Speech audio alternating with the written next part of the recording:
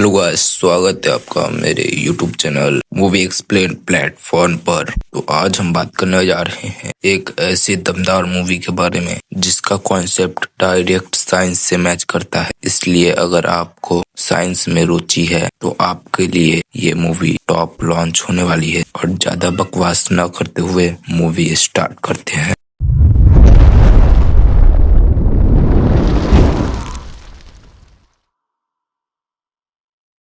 इस मूवी में main character है कूबर, जिसके चारों तरफ इस मूवी का प्लॉट घूमता रहता है। कूबर पहले नासा में एक पायलट था, लेकिन अब वो नासा में काम नहीं करता। अब वो खेती करता है, वो भी मक्के की, क्योंकि उसे लगता है कि अब दुनिया को साइंटिस्टों की नहीं किसानों की जरूरत है, क्योंकि पूरी दुनिया अब भूख से जूझ रही है। धरती पे 7 साल पहले गेहूं होना बंद हो चुका था और 1 साल पहले और बाकी की पैदावार भी होना बंद हो चुकी थी। कूपर के 2 बच्चे हैं, मर्फ जो पढ़ाई में बहुत ही अच्छी है और उसका साइंस में बहुत रुझान है, और बेटा टॉम जो पढ़ाई में एवरेज है। अब मर्फ जिस कमरे में सोती है वहाँ पर एक बुक शेल्फ है और बार बार उस शेल्फ से किताबें अपने आप ही नीचे गिर जाती है। मर्फ अपने पिता को कई बार बोल चुकी है कि उसके कमरे में भूत है, और मर्फ ये भी बोलती है कि मुझे लगता है कि वो भूत आप ही हो। पर कूपर इन सब बातों पे विश्वास नहीं करता है और बोलता है कि ये सब नॉन साइंटिफिक बातें है। तो उसकी बेटी बोलती है कि आपने ही बताया था कि विज्ञान का मतलब वो होता है जिन चीजों को हम समझ नहीं पाते उन्हें भी एक्सेप्ट करना होता है। कूपर बोलता है ठीक है, अगर तुम्हें घोस्ट और साइंस के बीच में संबंध जोड़ना है तो उससे डरो मत, बल्कि जो तुम्हारे साथ हो रहा है उसे नोटिस करो और उसकी सच्चाई का पता लगाओ। एक बार सब बेसबॉल का मैच देख रहे होते हैं, तभी एक जोरदार धूल भरी तूफान आती है। धरती पर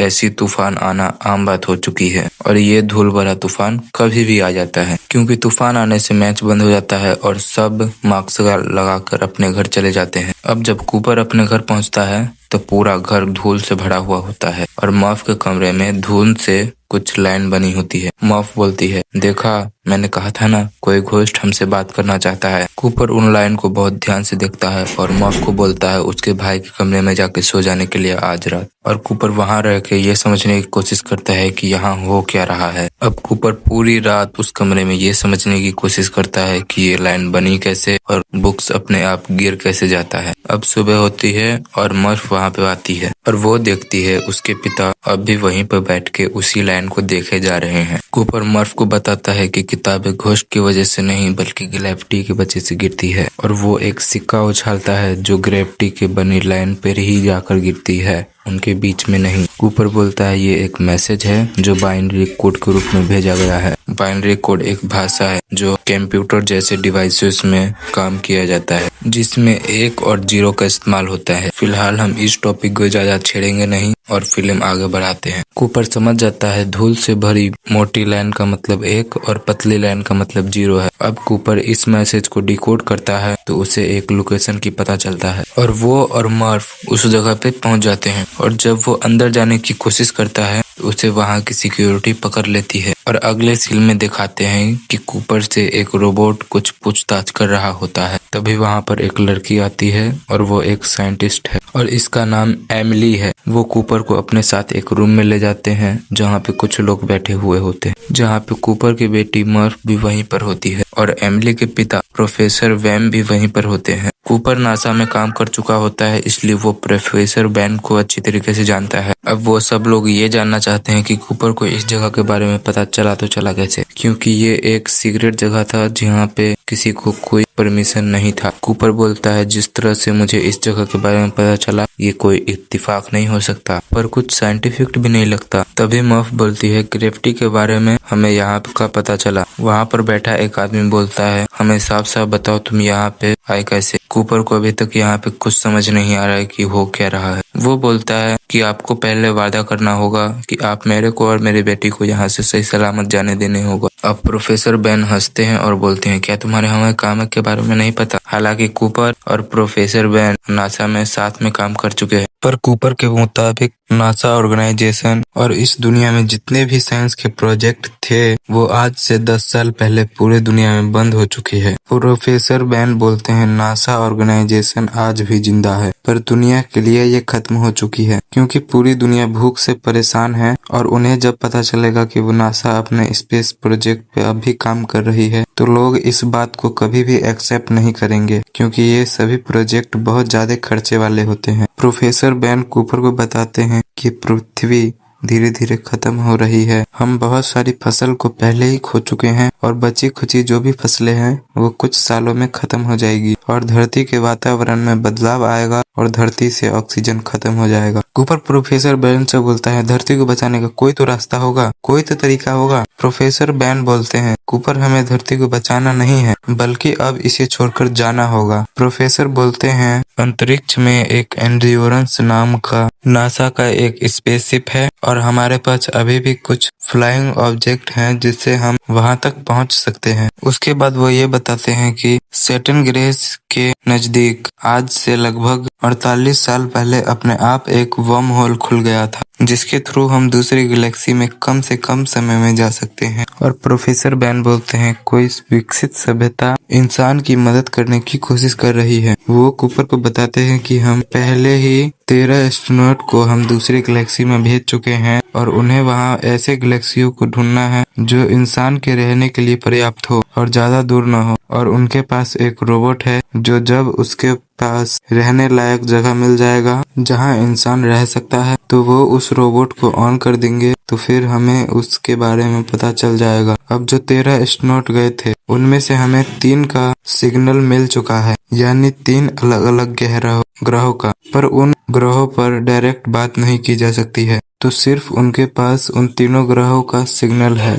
और इसलिए अब एक टीम बनाई जा रही है और उन तीनों प्लेनेट पर उन्हें भेजा जाएगा। और उन तीनों में से कोई सा भी ऐसा ग्रह है जिसपे मानव आराम से रह सकता है, तो उसके बाद प्रोफेसर के पास 2 प्लान है। Plan number 1, professor Ben gravity को समझने और उसे कंट्रोल करने की कोशिश कर रहे हैं, और अगर उन्हें कामयाबी मिल जाती है तो वो एक स्पेस स्टेशन के जरिए संपूर्ण मानव को उस ग्रह पर भेज देंगे जो रहने लायक है। और इसके लिए उन्होंने एक स्पेस स्टेशन बनाया भी हुआ है, और वो स्पेस स्टेशन वही है जहां पर कूपर और प्रोफेसर बेन खड़े हुए हैं। प्रोफेसर बेन बोलते हैं, ये कोई बिल्डिंग नहीं है, आप इसे अंतरिक्ष यान भी बोल सकते हैं। पर सबसे बड़ा सवाल ये है कि इतना बड़ा अंतरिक्ष यान अंतरिक्ष में जाएगा कैसे? इसके लिए वो ग्रेविटी की कंट्रोल करने की कोशिश कर रहे हैं। अगर पृथ्वी पर ग्रेविटी को कुछ देर के लिए ऑफ कर दिया जाए तो इस विशाल यान को अंतरिक्ष तक आराम से ले जाया जा सकता है, क्योंकि ग्रेविटी के बिना ये स्पेस स्टेशन अपने आप ही हवा में तैरने लगेगा और उसके बाद बस इसे दिशा दिखाने की जरूरत है, और इस तरह पृथ्वी के लोगों को बचाया जा सकता है। तो ये है प्लान नंबर 1। प्लान नंबर 2, अगर प्लान नंबर ए पूरा नहीं हुआ तो और ऐसा प्लेनेट ढूंढने में वक्त लग जाता है तो इंसान अपने साथ मानव का 5000 भ्रूण ले जाएगा। भ्रूण मतलब इंसान की डीएनए, और इन भ्रूण के जरिए नए लोगों को पैदा किया जा सकता है और इंसान की प्रजातियों को बचाया जा सकता है। पर यह तय है कि धरती की लाइफ अब ज्यादा नहीं है और आने वाले समय में यहाँ पर सारे लोग मर जाएंगे। अब प्रोफेसर बेन कूपर को बोलते हैं कि तुम भी इस मिशन में शामिल हो जाओ, क्योंकि हमें एक पायलट की जरूरत है और तुम एक पायलट रह चुके हो नासा में। कूपर इस चीज के लिए मान जाता है क्योंकि ये दुनिया को बचाने की बात है, लेकिन इस बात से उसकी बेटी मॉफ बहुत नाराज है। वो नहीं चाहती कि उसके पिता कुछ ऐसे मिशन पे जाए जहाँ पर जान का खतरा हो और जहाँ से आने का कुछ पता ही न हो। मिशन से जाने से पहले कूपर मॉर्फ के कमरे में आता है और उसे बोलता है, मैं जा रहा हूँ। और मॉर्फ बोलती है, मेरे रूम में जो कुछ भी हो रहा था उसका मैसेज मैंने डिकोड कर लिया है और उसका मतलब है स्टे,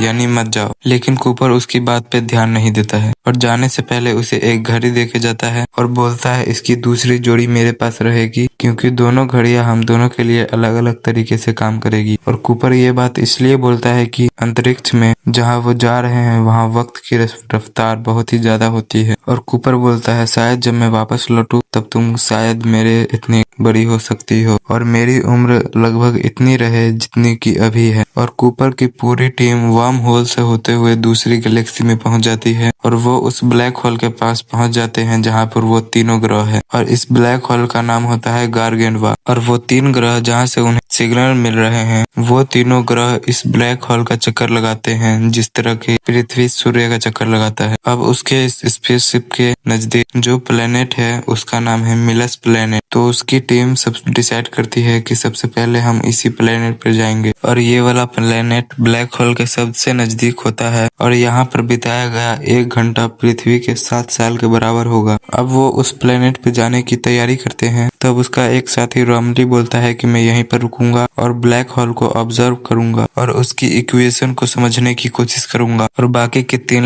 लोग उस प्लेनेट पे पहुंच जाते हैं और वहां जाने के बाद वो देखते हैं कि उस पूरे प्लेनेट पे पानी ही पानी होता है, वहां पे जिंदगी संभव है ही नहीं। अब एमिली उस तरफ जाने लगती है जहां से उसे सिग्नल मिल रहा है। तभी कूपर बोलता है कि तुम कहाँ जा रही हो? वो बोलती है पहाड़ों की तरफ और वो उस तरफ जाने लगती है। लेकिन कूपर जब ध्यान से देखता है तो वो पहाड़ नहीं लहरें होती है जो बादल को छू रही होती है। और इस प्लेनेट पे इतनी ऊंची लहरें इसलिए आती है क्योंकि इस प्लेनेट पे ग्रेविटेशनल फोर्स काम नहीं करती और इसलिए इस पानी को इतना ऊपर उठा देती है। अब वो एमिले को बताती है कि वो पहाड़ की लहरें हैं, जल्दी वापस आओ। लेकिन तब तक एमिले वहां पर फंस जाती है और रोबोट जो होता है वो उसे बचा लेता है और वो उसे अंदर ले आता है। और इस पूरे इंसिडेंस में उसके एक साथी की मौत हो जाती है क्योंकि वो बाहर ही छूट जाता है क्योंकि उनके फ्लाइंग ऑब्जेक्ट के इंजन में पानी भर जाता है, इसलिए वो स्टार्ट नहीं होता। और वो तभी स्टार्ट होगा जब उसमें से पानी निकलेगा और उन्हें उस प्लेनेट से निकलने में 3 घंटे से ज्यादा हो गए। और जब वो अपने मेन शिप में आते हैं जो अंतरिक्ष में है और वहां पर आने के बाद वो देखते हैं जो एक साथी वहां पे रह गया था वो लगभग बूढ़ा हो चुका है। वो बोलता है कि मुझे नहीं लगा था कि तुम अब वापस आओगे। कूपर बोलता है कि हमें कितने साल हो गए? वो बोलता है 23 साल 4 महीने और 8 दिन। वो बोलता है कि आप लोगों के घर से मैसेज आए हैं, उन्हें देख लो।